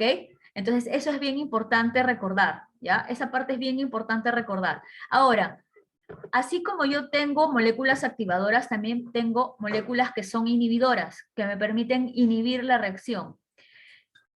¿Qué molécula podría estar relacionada a inhibirme las vías de degradación? Si ustedes me han dicho que yo activo todas las vías de degradación por la falta de ATP, ¿no? ¿Cuándo yo inhibo las vías de degradación? Cuando hay un exceso de ATP. Exactamente, cuando hay un exceso de ATP, por lógica, ¿verdad?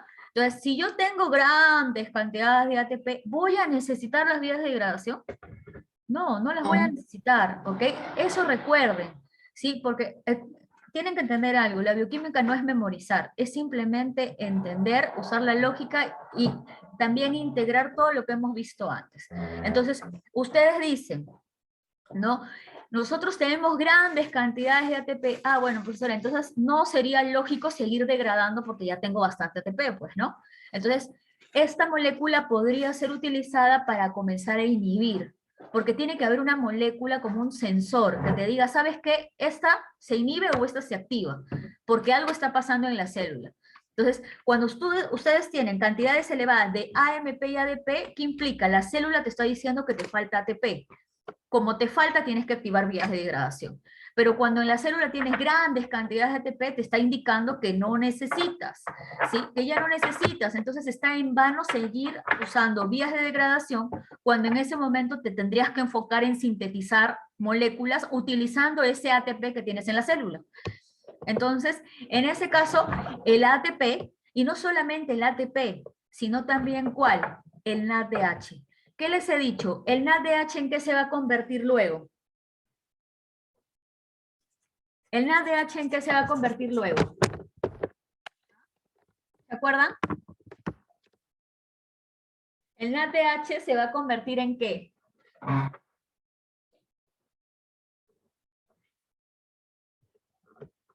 Chicos, ¿el NADH en qué se va a convertir?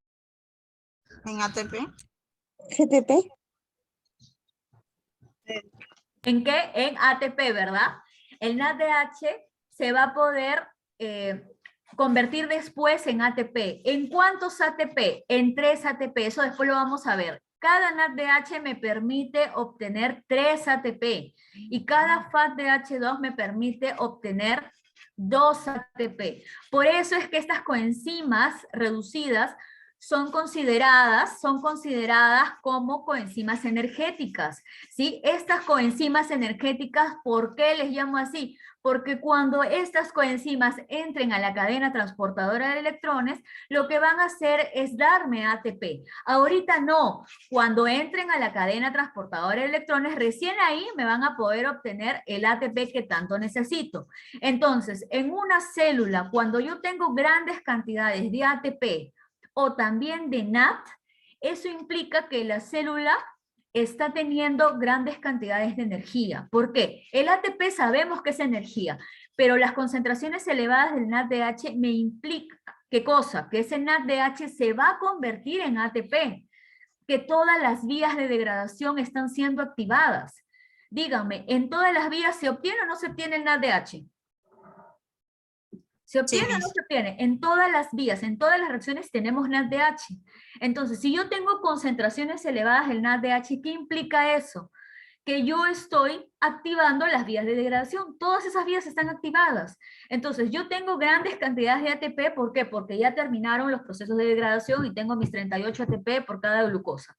Pero sigue degradándose, sigue degradándose. Entonces, en la célula voy a tener no solamente cantidades elevadas de ATP, sino cantidades elevadas de NADH que he obtenido en cada proceso de la degradación, que todavía falta que se conviertan en ATP. ¿Ok? Entonces, el ATP y el NADH vienen a ser moléculas implicadas ¿en qué? En la inhibición ya de las vías de degradación. ¿Exclusivamente de cuál? ¿De qué cosa? Del ciclo de Krebs. ¿Sí? Acuérdense que también el ATP estaba involucrado en la descarboxilación del piruvato. ¿Ok? Acuérdense bien de eso. ¿Sí? Y aquí nosotros observamos qué cosa. El NADH, entonces, como hemos dicho, el ATP como el NADH, estas moléculas cuando están en concentraciones elevadas, me van a permitir qué cosa, inhibir las rutas de degradación. ¿Ok? Porque cuando hay mucho ATP, también por ende va a haber grandes cantidades de coenzima NADH. ¿Ok? ¿Estamos hasta ahí? ¿Sí? ¿Entienden hasta ahí? Ok, entonces, ¿cuál vendría a ser el siguiente punto de regulación? A ver, vamos aquí un momento. Ya. Un ratito que voy a eliminar esto de aquí, que les he escrito para que no se olviden. A ver, denme un segundo. A ver, aquí. Vamos a ver acá para poder utilizar de nuevo ese espacio. Ya. Ok. Entonces, en este tercer punto de regulación, que ustedes observan en la parte de aquí, ¿ya? En este tercer punto de regulación, ¿Qué es lo que también obtengo aquí? ¿No? Yo sé que en esta reacción yo tengo también NADH, ¿no es cierto? En la reacción normal yo tengo NADH en esta reacción y en esta. Entonces, por eso es que los puntos de regulación, tanto en la reacción 3 como en la reacción 4, el NADH es considerado un inhibidor, ¿sí? En la reacción 3, el NADH, como hay grandes concentraciones de ATP y NADH, el NADH se encarga de inhibir esta enzima. Pero aparte de esto, en la reacción 4, ¿qué ocurre? Que en este caso no solamente el NADH, sino también el ATP se va a encargar de poder inhibir a qué enzima, a la alfa-cetoglutarato deshidrogenasa. Ok, acá, ¿qué es lo que hice? Inhibí, ¿no es cierto? Voy a inhibir. Acá hay algo que, ahorita voy a regresar a la reacción 3 porque hay algo que también quiero que ustedes recuerden, ¿ya? En esta parte de aquí yo inhibo la isostrato deshidrogenasa gracias al NAD. Y en el caso de la reacción 4, que viene a ser el tercer punto de regulación, tengo el ATP, el NADH y también su propio producto se tiene que encargar de poder inhibir al alfa-cetoglutarato deshidrogenasa. Yo bloqueo esta reacción con la finalidad que no siga dándose ya el ciclo de Krebs. Hay algo que quiero preguntarles. Cuando yo he hecho el bloqueo, ¿sí?, de esta enzima de aquí, ¿ok? De esta enzima de aquí, ¿qué creen que ha ocurrido? ¿Qué ocurre con el isocitrato? ¿A dónde se va? ¿A dónde se va ese isocitrato? Regresa. Eso. Regresa a citrato, ¿verdad? Regresa a citrato. Ahora, la pregunta es, ¿de citrato va a poder formar acetil y oxalacetato? No, No. Miss. No, ¿por qué? Porque es una reacción que... solamente una Irreversible. Es irreversible. Listo. Entonces, ¿el citrato a dónde se va? Cuando ocurre el bloqueo de esta enzima, todo ese isocitrato acumulado va a formarse en citrato. Lo que va a ocurrir es que el citrato va a salir hacia el citoplasma. Ese citrato es un citrato mitocondrial. El citrato sale hacia el citoplasma. ¿Qué creen que va a hacer el citrato en el citoplasma? Dos funciones. La primera, el citrato se va a ir hacia la vía glucolítica y lo que va a hacer es inhibir a la fosfofructoquinasa 1. ¿Ok? El citrato se encarga de inhibir a la fosfofructoquinasa 1 en la glucólisis. ¿Por qué? Porque tiene que asegurarse que no me sigan mandando más acetil-CoA. ¿Sí? ¿Por qué? Porque si la glucólisis sigue activa, el piruvato sigue dando y por tanto va a formar más acetil-CoA y el acetil-CoA me va a formar más citrato. Entonces no consigo parar la vía. Entonces aquí cuando hay este acúmulo de citrato, el citrato sale para la glucólisis y lo que dice es fosfofructoquinasa, inhíbete, porque ya no se necesita glucólisis. ¿Ok? ¿Por qué? Porque ya no se necesita que sigas generando esta cantidad en realidad del piruvato. ¿Sí? En esas grandes cantidades, ¿ok? Entonces el citrato sale para poder tratar de inhibir, ¿ok?, a la fosfofructoquinasa 1 y de esa manera dejar de seguir degradando, ¿ok? Y aparte de eso, el citrato, ¿sí? Y aparte de eso, el citrato, aparte de salir hacia el citoplasma, ¿no es cierto?, para inhibir a la vía glucolítica, el citrato fuera de la mitocondria se va a descomponer. El citrato se va a descomponer gracias a la citratoliasa. ¿En qué creen que se va a descomponer el citrato?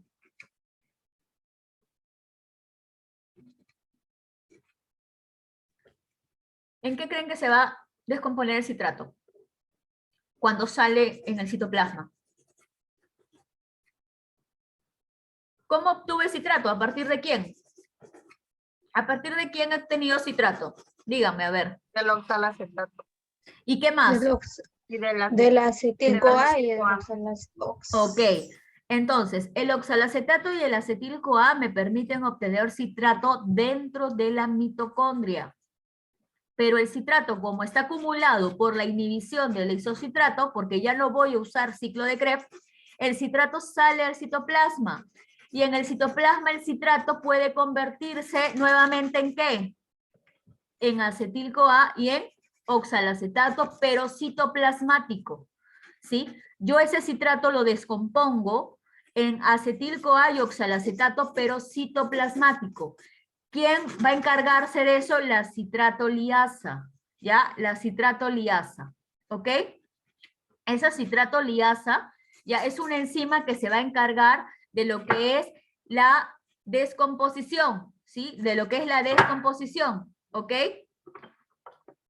Ahora, ¿por qué es importante la descomposición del citrato? Para obtener acetil-CoA. Y ese acetil-CoA está involucrado ¿en qué metabolismo? En el metabolismo de los lípidos. ¿Ya? Ese acetil-CoA es el que se va a encargar de sintetizar lípidos. Eso lo van a ver en bioquímica 2.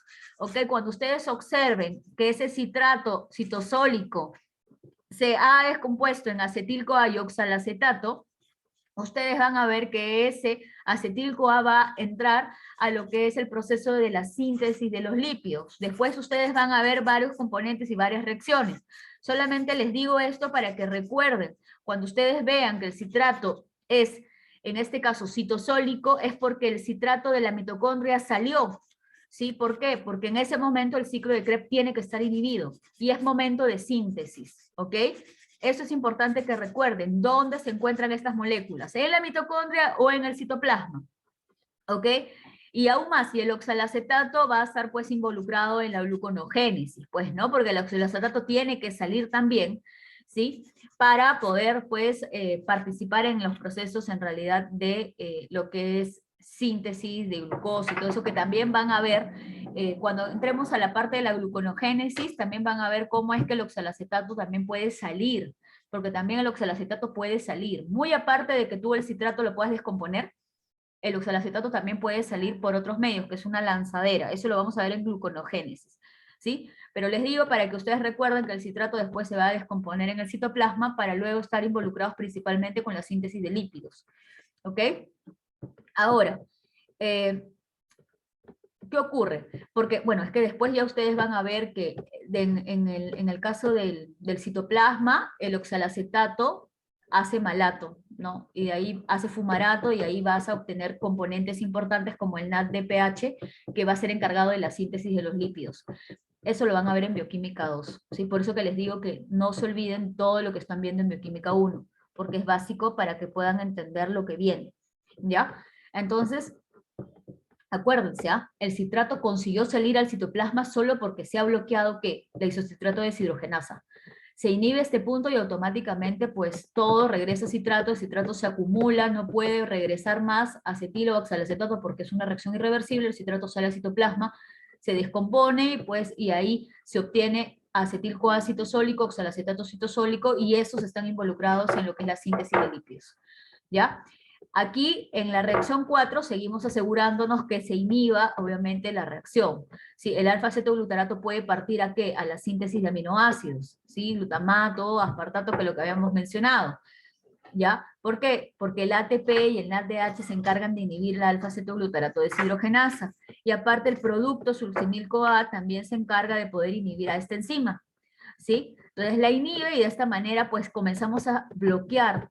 Se dan cuenta que comenzamos a bloquear todas las, en realidad, todas las reacciones de lo que es el ciclo de Krebs, porque nosotros lo que tenemos que hacer es asegurarnos, ¿sí? Tenemos que asegurarnos ya que cada una de estas reacciones realmente pueda ser bloqueada, porque si yo no consigo bloquear, ya, si yo no consigo bloquear todas las reacciones, el ciclo de Krebs no va a entender. O lo inhibes o lo activas, o sea, ¿qué es lo que vamos a hacer? ¿No? ¿Qué es lo que vamos a hacer aquí? ¿Sí? Entonces lo que tenemos que acá hacer es justamente poder inhibir, ¿no es cierto? Bloquear, ¿ya? Entonces aquí estoy tratando de ver la manera de, a ver, un segundo aquí, ok, espérense un segundito, ya, acá. Ok, entonces aquí yo tengo inhibido la isocitrato deshidrogenasa gracias al NADH. El alfa-cetoglutarato, ¿quién se encarga de poder, en este caso, inhibir? El ATP, el NADH y su propio producto, el succinil-CoA. También se encargan de poder inhibir. Ya, el cuarto punto de regulación, ¿qué hace? Este producto se asegura de poder inhibir ¿a quién? A la citrato ¿sí? A la citrato sintasa. ¿Y por qué creen que va a hacer eso? ¿Cuál es la idea de poder inhibir a la citrato sintasa? Que ya no me siga produciendo más que cosa. Citrato. Nitrato. Exacto. Entonces yo lo que necesito hacer es bloquear como sea, ¿sí?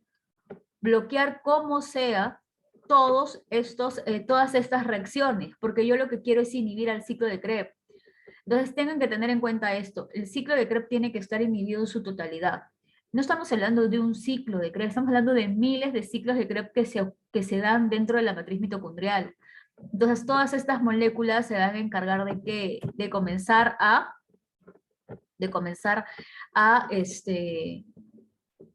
inhibir las diferentes enzimas, ¿sí? Entonces, se inhibe el isocitrato de deshidrogenasa, se inhibe el alfa-cetoglutarato de deshidrogenasa, y este producto se asegura que también se pueda inhibir la citrato sintasa, ¿ok? Entonces, prácticamente toda esta parte de aquí la comenzamos a inhibir, ¿sí? Y es importante, ¿por qué? Porque en esta región de aquí es donde más NADH me están dando.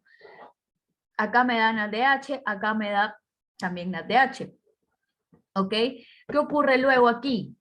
El oxalacetato, que viene a ser el último punto de regulación, que es el quinto punto de regulación, ¿qué ocurre? Ese oxalacetato se va a encargar ¿de qué? De inhibir la succinato deshidrogenasa. Al inhibir la succinato deshidrogenasa, ¿qué implica? ¿Qué no voy a formar? FADH2, ¿sí? El FADH2. ¿Ok? Entonces, acá yo bloqueo para no seguir formando coenzimas que me generan grandes cantidades de energía, porque el NADH, el FADH2 se van a convertir después en ATP. Entonces, ustedes se dan cuenta que los puntos de regulación lo que están haciendo es tratar de inhibir lo que normalmente produce. Aquí se produce el NADH. Este mismo se encarga de que ya no siga produciendo. Aquí también se inhiben, ya no hay más NADH que va a producir. El oxalacetato, ¿qué hace?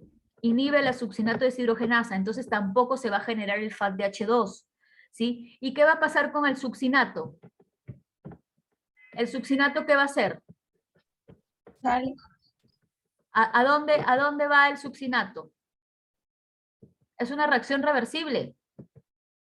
Succinil-CoA.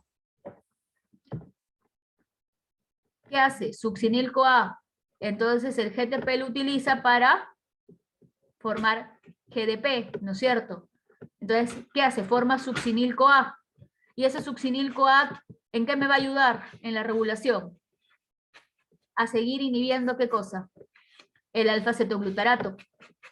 ¿Sí? Entonces yo al inhibir esto, gracias al oxalacetato, el succinato regresa a succinil-CoA.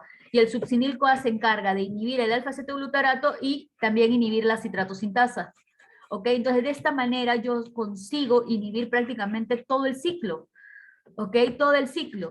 De ahí, ¿qué hacen? El oxalacetato, pues luego, ¿no es cierto? Lo que tiene que hacer es salir también para poder ser utilizado en la gluconeogénesis.